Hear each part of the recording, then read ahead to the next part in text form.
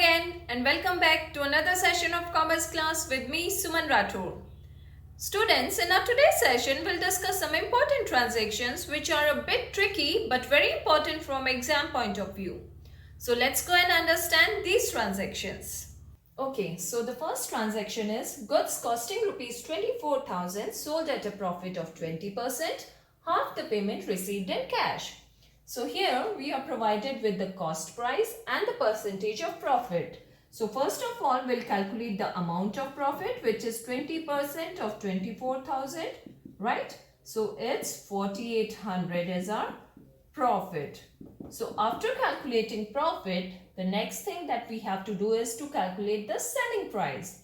Now, the formula for calculating selling price is cost price plus profit, right?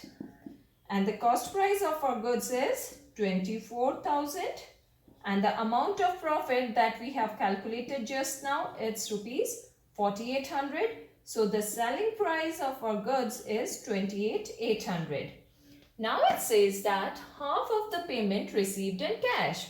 So half of the selling price we are receiving in cash. So this half of 28,800 is our cash sales, right? Which is 14,400. And half of this 28,800 is our credit sales, right? So it's 14,400 again. Okay. So now we have all the amounts with us, which is profit, okay, then the cost price, then the cash sales and credit sales. Now it's time to enter the amount in our statement. Okay, so first of all, how much cash is coming in the business? It's 14,400. So we'll record this 14,400 in the cash column on the asset side. So we'll add this 14,400 in the cash column. Okay.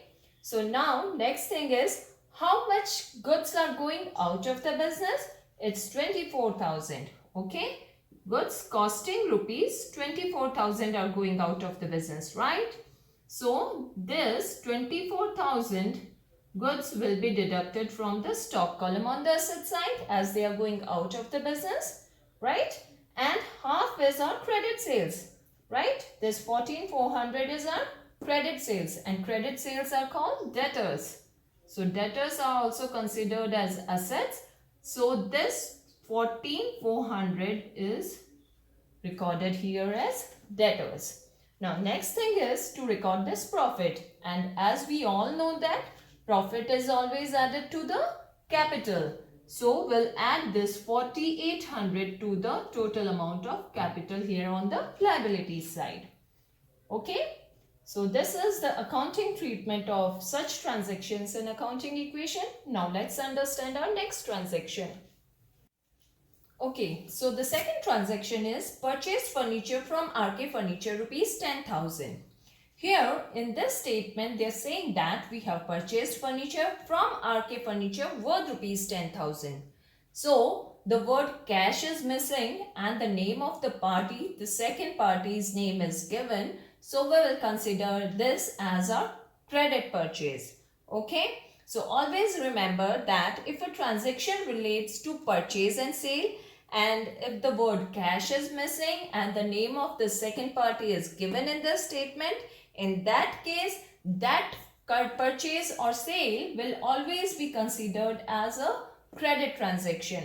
Okay, unless the word cash is mentioned in the statement, like by paying cash or for cash. In that case only it will be considered as a cash purchase. Otherwise, it will be considered as a credit purchase. So now here in this case, the accounting treatment will be something like that.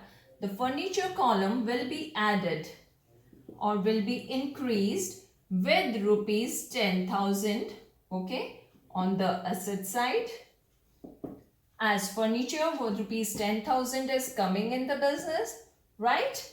And the second treatment that we have purchased this furniture on credit. So creditors will be formed on the liability side with rupees 10,000.